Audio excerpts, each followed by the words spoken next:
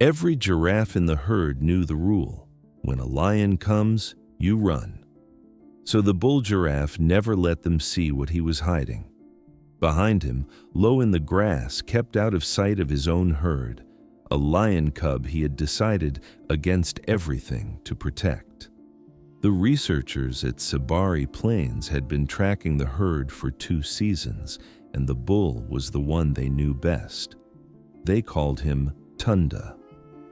He was the tallest animal on the plain, an old male with a slow patience to him, and he had a job the other giraffes relied on without ever seeming to thank him for it.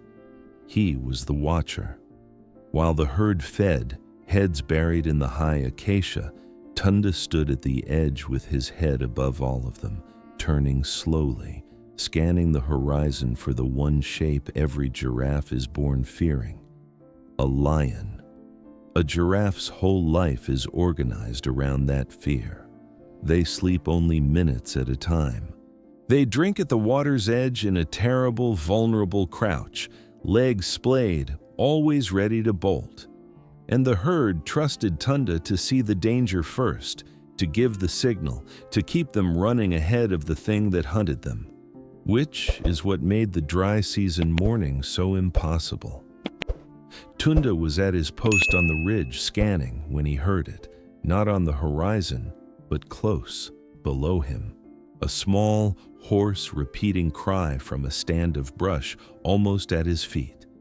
He lowered his long neck the great distance to the ground, and there, tangled in the dry grass, was the very shape he spent his life watching for.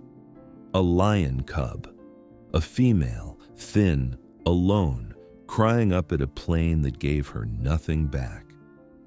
The grass nearby was flattened in a long trail that led away and did not return, and whatever had walked off down that trail had not come back for her. The dry season had closed over the rest of the story and left only the cub. Every instinct Tunda owned told him to lift his head and signal the herd and move them away from this place. This was the enemy. This was the thing his entire existence was built to flee. But the cub was the length of his own lowered face, and she could barely stand. And she was doing the one thing he had never in his life seen a lion do. She was losing. Tunda did not signal the herd. That was the first secret, and it would not be the last. The researchers named the cub Imara, and at first they could not understand the behavior they were recording. The bull giraffe had begun leaving the herd. Not far and not for long, but at the edges of the day, at dusk and before dawn, Tunda would drift away from the others toward a thicket near the dry riverbed, and the cameras, when they followed, found him standing over a lion cub. The thing that made it agonizing to watch was that he could not let his herd know. A giraffe herd will not tolerate a lion. The scent alone triggers flight. If the others caught Imara's smell on Tunda or saw her trotting at his heels, the herd would scatter from him, and a giraffe driven out of his herd loses the one thing that keeps a giraffe alive, which is the 100 other eyes watching the horizon with him. Tunda was the watcher. He, more than any of them, knew what it cost to be alone on that plain. So he lived a divided life. By day he stood his post, the loyal sentinel, scanning for lions while one slept in the brush behind him. At dusk, he slipped away to the only creature on the plain who had no one else. He brought her to the secret water where the herd didn't drink. He stood his great body between Imara and the open ground when a hyena crossed the distance, and every time the herd shifted range, he had to choose all over again whether to follow his own kind or to drift back to the cub who could not follow fast enough. He chose her.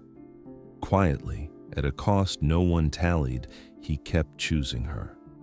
There's a tension in this story that an easier one would leave out. Tunda was not rewarded for it. The herd never knew what their watcher was protecting at the edge of their world, and Imara, growing, could not understand why the tall one sometimes vanished for long stretches, or why he grew so still and watchful whenever the wind carried the scent of other giraffes. She only knew that the enormous, gentle shape always came back for her. And she grew. That was the part Tunda, in whatever way a giraffe understands such things, must have known was coming. The clumsy cub lengthened into something lean and certain. Her play turned to stalking. Her eyes began to follow movement across the plain with an attention that had nothing to do with fear and everything to do with hunger. The blood was waking in her, the way it wakes in every lion, and the bull giraffe watched it happen with something the researchers could only call grief, because he understood before she did what she was becoming, and he understood that the high brush at the edge of a giraffe's world was no place to become it. There was a pride in the southern reaches of Sabari. Tunda, from his great height, had watched them for 2 seasons the way he watched all lions, carefully from a distance. Lionesses, cubs, a whole family of Imara's own kind, and as the young lion came into her full size, the watcher made his last and hardest choice. He led her south, slowly, over an evening, away from his herd, away from the secret water, toward the rocks where the pride rested. He stopped at a careful distance, close enough that Imara would catch their scent, far enough that his own great body stayed out of danger. And he waited. Imara lifted her head. The wind brought her something she had never smelled and recognized instantly in the deepest part of herself, the scent of her own. She took a few steps toward the rocks, then stopped, and turned back to look up, far, far up, at the tall silhouette against the dimming sky. Tunda did not move. He had spent his whole life signaling danger, moving the herd, intervening, watching. The one thing left to do was the thing that went against all of it. He did nothing. He let her go. Imara walked toward the pride. A lioness rose, crossed to her, took her scent, and led her in among the others, as though she had always been there. And the bull giraffe stood at his careful distance and watched the cub he had hidden from the whole world disappear into a family at last, until he could no longer tell which of the young lions had once slept in the brush behind him. Then he turned and walked back north and took up his post at the edge of his herd as though he had never left it. The watcher, scanning the horizon, none of them ever knew. The seasons turned, and here the researchers recorded the thing that makes this story worth telling at all, not a reunion, because there was none, but an absence that no one could explain. The pride to the south grew strong, and Imara grew into one of its hunters, and the giraffe herd of Sabari Plains went on grazing its range, watched over by an old bull who grew older. The 2 groups shared the plain. Their paths crossed, as paths do, and the lions never took a giraffe from Tunda's herd. The researchers noticed it slowly, the way they notice everything. Other prides hunted the giraffes at the water's edge.